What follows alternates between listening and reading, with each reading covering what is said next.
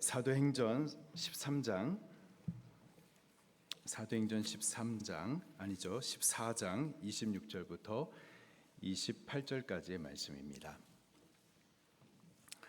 사도행전 14장 26절부터 28절까지의 말씀을 한 목소리로 봉독하겠습니다.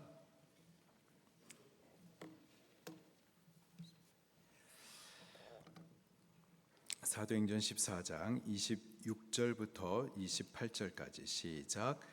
거기서 배 타고 안디옥에 이르니 이곳은 두 사도가 이룬 그 일을 위하여 전에 하나님의 은혜에 부탁하던 곳이라. 그들이 이르러 교회를 모아 하나님이 함께 행하신 모든 일과 이방인들에게 믿음의 문을 여신 것을 보고하고 제자들과 함께 오래 있으니라. 아멘.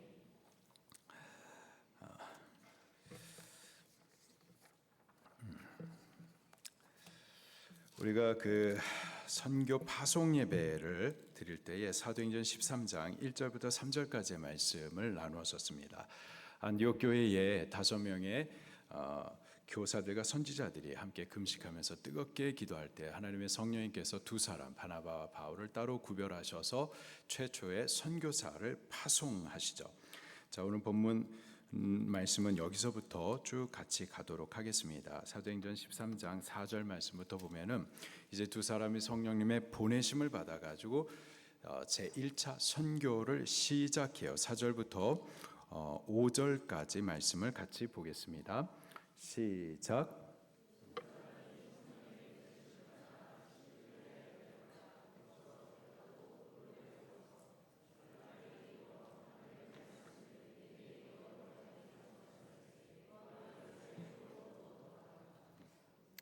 아멘. 자, 지도를 좀 같이 보도록 할게요.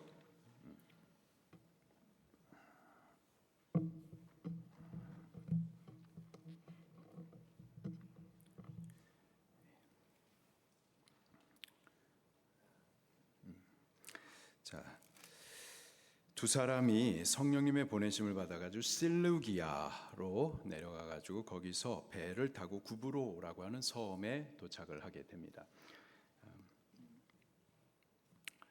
되나요? 안 돼요?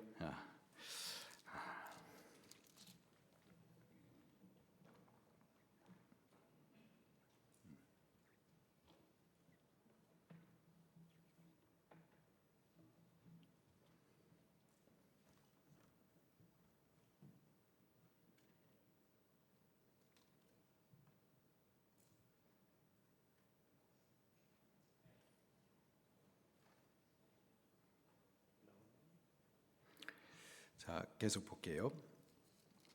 두 사람이 안디옥에서 아래로 내려오면은 실루기아라고 하는 항구 도시가 있어요. 그래서 배를 타고 구브로라고 하는 섬으로 갑니다.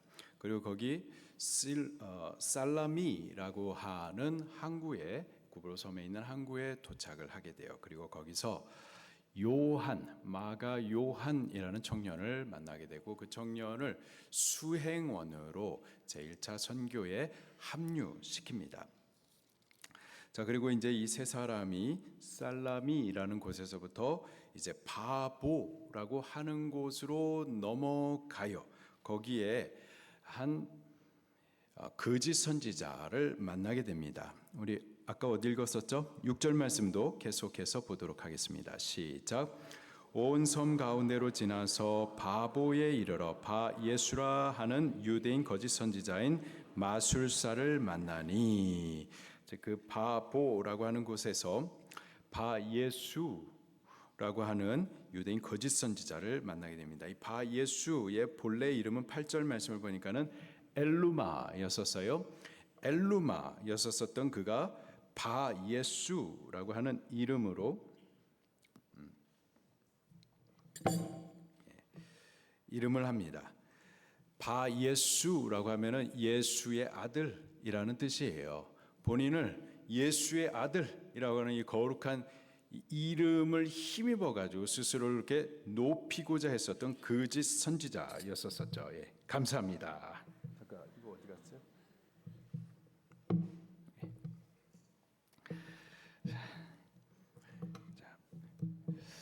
제가 빨리 할게요. 오래 안 하도록 하겠습니다. 자, 안디옥 교회가 있어요. 안디옥 교회가 여기에 있습니다.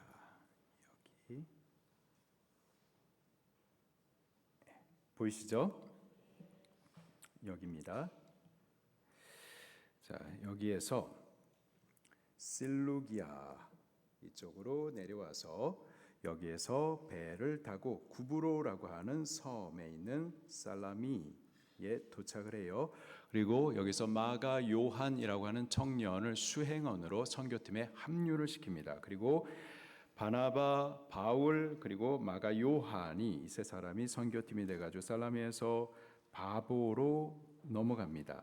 여기 바보에 갔더니 바예수라고 칭하는 유대인 거짓 선지자가 있었어요. 본래 이름은 엘루마였었는데 스스로를 예수의 아들이라고 하는 이름으로 영적인 권위를 높였었던 자였었죠. 자, 그 지역에 총독 서교 바울이라고 하는 사람이 있었었는데요. 그 총독 가장 높은 사람입니다. 그 옆에서 붙어가지고 영적으로 조종을 하는 그 지역의 영적인 세력을 갖고 있었던 거짓 선지자였었습니다. 그놈이 하는 일이 무엇인가? 7절 말씀을 8절까지 계속 보겠습니다. 시작. 그가 총독 서기오 바울과 함께 있으니 서기오 바울은 지혜 있는 사람이라 바나바와 사울을 불러 하나님 말씀을 듣고자 하더라. 이 마술사 엘루마는 이름을 번역하면 마술사라. 그들을 대적하여 총독으로 믿지 못하게 힘쓰니. 아멘. 자, 그곳에 가가지고 총독이 지혜로운 사람이라 바울을 통해서 하나님의 말씀을 듣고자 마음이 열려 있습니다. 바울이 복음을 전해요. 근데요, 이 바예수라 칭하는 이 엘루마, 그 지역의 영적인 세력가, 그놈이 이 총독으로 하여금 복음을 듣지 못하도록, 이 복음을 믿지 못하도록 방해하는 거죠. 자, 선교가 이런 거예요. 하나님의 말씀이 선포됩니다. 근데 그 말씀을 듣지 못하도록 방해하는 역사가 있는 거예요. 거짓 선지자가 그 지역을 장악하고 있고 그곳에 하나님의 선지자가 가지고 복음을 증거하는데 바울과 또 엘루마의 거짓 선지자 간에 영적인 대결이 벌어집니다. 영적인 전쟁이 벌어지는 것이 바로 선교인 거예요. 누가 이겼을까요? 바울이 이겼어요. 할렐루야. 복음의 권세가 더 큽니다. 우리가 모신 예수 그리스도가 더 강하세요. 우리가 예수님을 모시고 가면은 싸워서 이기고 그 땅을 정복하게 되는 겁니다. 그래서 선교를 가기 위해서는 우리가 영적으로 예수 그리스도로 무장해서 가셔야만 하는 거예요. 영적 권세가 없으면 가가지고 당하게 되는 거죠. 자, 이제 이 바보라고 하는 곳에서 다시 배를 타고 이번에는 밤빌리아에 있는 버가라고 하는 동네에 도착을 하게 됩니다. 그리고 여기에서 또 한 사건이 벌어지게 되는데요. 살라미에서 수행원으로 선교팀으로 합류했었던 마가 요한이 여기서 힘들다. 선교가 배 타고 비행기 타고 호텔 가가지고 잘 먹고 잘 자고 뭐 이런 건 줄 알았는데 힘들다. 멀미도 나고 집에서 엄마가 끓여주는 라면도 먹고 싶고 엄마도 보고 싶고 나 집에 갈래 하면서 이탈하게 됩니다. 이게 선교예요. 이 마가 요한은 사실 바나바의 생길, 바나바의 조카입니다. 근데 이 선교의 거룩한 영광스러운 일에 그 삼촌 바나바가 조카 마가를 합류시키고 싶었던 거예요. 영광스러운 일에 참여하고 싶었던 거예요. 그래서 준비가 되지 않은 그 청년을 갖다가 같이 동행하게 된 거죠. 그러다 보니까 중도에 이렇게 실족하는 일들이 벌어지는 겁니다. 우리 선교하기 위해서는요, 준비를 잘 하셔야만 하겠습니다. 기도로 무장하고 은혜로 무장하고 그렇게 준비가 잘 되어서 가야만 하는 게 선교예요. 이번 선교가 정말 준비가 너무 잘 됐어요. 제가 깜짝 놀랐습니다.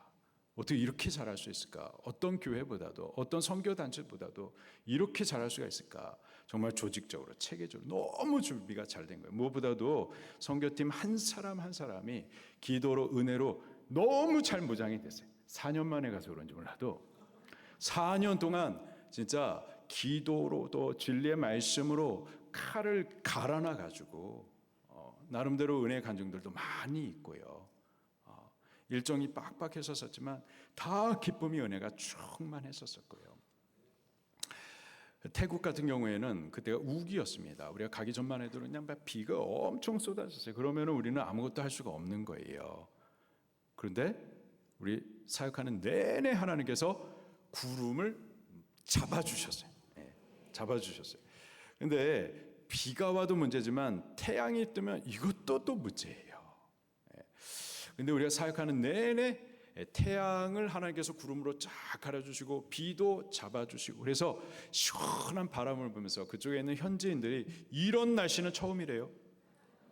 우리가 진짜 시원한 바람을 맞으면서 했거든요. 그리고 사역을 다 마치고 나가지고 마지막 날에는 왕궁 투어를 했었었는데요.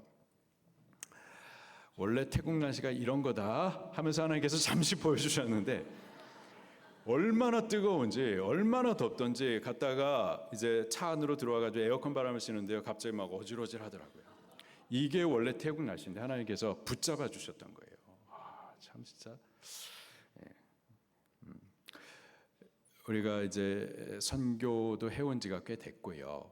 그 과정 가운데 기도해 왔었고 시행착오도 있었었고 또 일들을 위해서 수고하셨던 분들이 또 많이 계셨었죠. 그 모든 것들이 차곡차곡 쌓이고 잘 준비가 되었더니 참 너무 잘하더라고요. 이렇게 더 잘할 수가 있을까?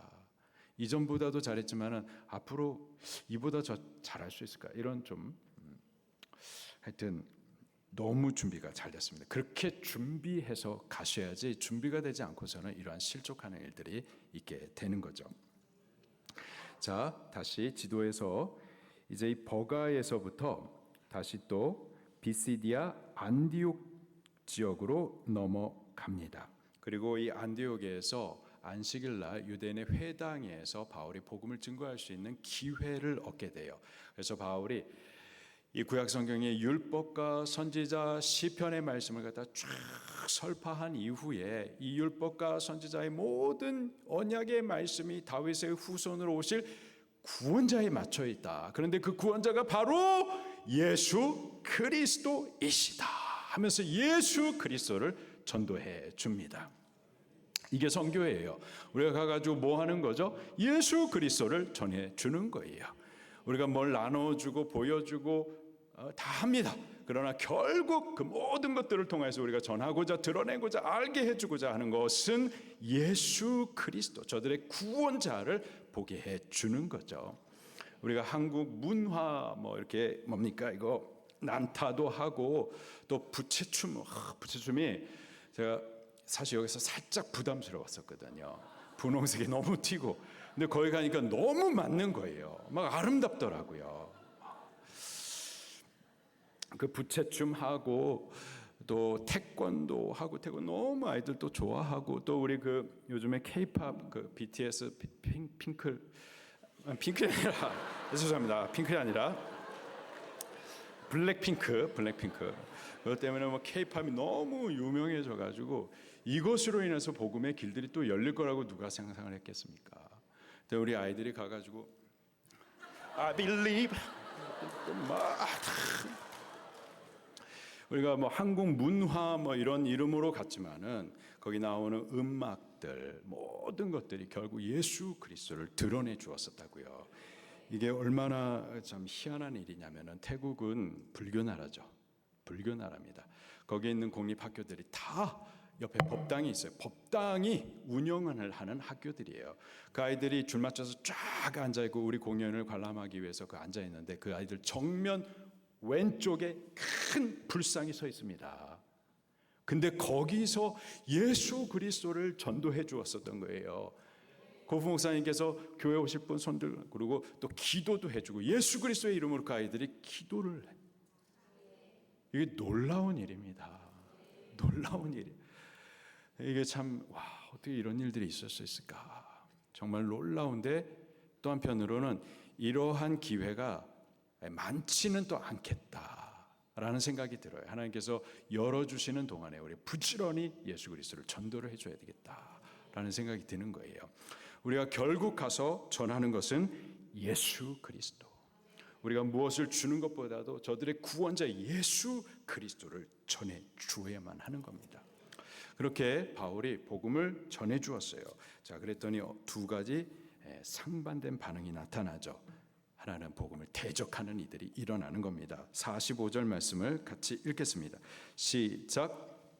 유대인들이 그 무리를 보고 시기가 가득하여 바울이 말한 것을 반박하고 비방하거늘. 이게 선교예요. 우리가 예수 그리스도를 전해주면은 이러한 비방과 반박과 박해가 방해가 시험들이 일어나는 겁니다. 이게 싫어가지고 예수를 안 전해줘요. 학교 지어주고 빵 주고 약 주고 다 해도 예수님은 전하지 말아라. 왜? 그 땅에 그들의 구원자가 따로 있기 때문에. 이게 종교 다원주의고 요즘에 미쇼데이라고 하는 말들이 바로 이런 건데, 다 전해도 예수는 말하지 말아라라는 거예요. 아닙니다. 그러나 우리는 다 주는 이유는 결국 예수를 주기 위해서 하는 거죠. 예수를 줄 때에 이러한 반박들이 있어요. 그러나 그것만 있는 것이 아니에요. 복음을 받는 이들이, 구원받기로 작정된 이들이 복음에 반응하는 역사들도 일어나는 겁니다. 48절 말씀 시작. 이방인들이 듣고 기뻐하여 하나님의 말씀을 찬송하며 영생을 주시기로 작정되는 자 다 믿더라. 할렐루야. 바로 이것을 위해서 우리는 예수님을 전해 주어야만 하는 거예요. 여러 가지 방해가 있고 비방이 있고 대적감이 시험이 있어도 그럼에도 불구하고 그곳에 하나님께서 구원 주시러 작정된 이들이 있기 때문에 우리는 예수 그리스도를 전해 주셔야만 하는 겁니다. 할렐루야. 자, 그리고 이 안디옥에서 지도를 다시 보면은요, 이제 또 이고니온으로 넘어갑니다. 이고니온으로 넘어갔더니 이때권이 쭉 봤었던 유대인들이 시기하여서 이제 복음을 증거하지 못하도록 돌을 들어서 막 죽이려고 덤벼가지고 아무것도 할 수 없고요. 그래서 이고니온에서 루스드라로 넘어가게 됩니다. 이 루스드라에서 또 한 사건이 벌어집니다. 14장을 같이 보도록 할게요. 14장 8절 말씀입니다. 14장 8절부터 10절까지 시작. 루스드라에 발을 쓰지 못하여 한 사람이 앉아 있는데 나면서 걷지 못하게 되어 걸어본 적이 없는 자라. 바울이 말하는 것을 듣거늘 바울이 주목하여 구원받을 만한 믿음이 그에게 있는 것을 보고 큰 소리로 이르되 내 발로 바로 일어서라 하니 그 사람이 일어나 걷는지라. 아멘. 나면서부터 앉은 백이 된 자가 있었습니다. 그에게 예수 그리스도의 권세 있으신 생명의 이름을 전해 주었었을 때에 그가 믿음으로 반응하였고 일어나 걷는 하나님의 살아계신 역사들이 나타나는 거죠. 이것이 또 선교인 거예요. 이번 태국 가서도 아까 전에 우리가 사진을 보았었는데 2년 동안 걷지 못한 아이가 있었어요. 저도 봤어요. 아이들이 막 흥분하면서 막 너무 좋아하고 소리 지르고 막 그러는데 혼자서 의자에 앉아가지고 어둡게 우울하게 그렇게 앉아 있었던 아이가 있었는데 저도 그냥 지나쳤죠. 근데 바울이 마침 이 앉은뱅이를 주목하여 보았었던 것처럼 우리 용재 장로님께서 그 아이를 보시고 지나칠 수가 없었던 거죠. 그 아이를 이렇게 하여튼 이런 의료기구로 이렇게 잡아주시고 그리고 또 같이 의료팀에서 같이 기도하고 우리 기도할 때 하나님께서 들으시나요? 들으십니다. 그분은 살아계시고 역사하시는 분이시죠. 그 아이가 걸었어요. 2년 만에 걸었어요. 나중에 그 영상을 제가 저한테 보내줘가지고 좀 봤는데 아이가 계속 걸어다니면서 하는데 말이에요.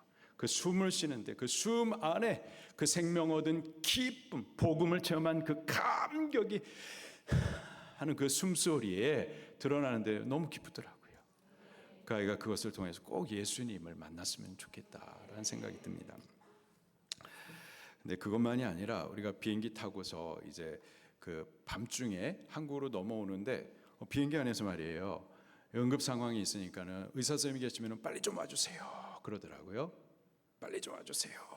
그러더니 우리 장승원 성도님께서 의사 선생님이 가가지고 막 또 우리 의료팀이 또 그것에서 막 하는 거예요. 저는 그것을 드라마나 영화에서 봤지 비행기 안에서 이러한 응급 상황 가운데서 막 의사 선생님이 막 사람 살리는 건 또 처음 봤어요. 그리고 그때에 우리가 의료 선교 팀이 준비되어 있었잖아요.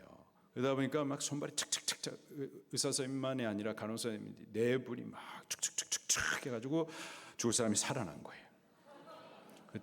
태국 그 비행기 그 안에 사무장님이 그것을 보시면서 와 코리안 어벤져스 그러더라고요. 선교는 이런 거예요. 하나님께서 살아계신 역사, 기적과 능력들을 가까이서 보고 체험하고 감격하는 것이 바로 선교인 거죠. 자, 그리고 나서 또 르스드라에서 더베로 넘어갑니다. 그리고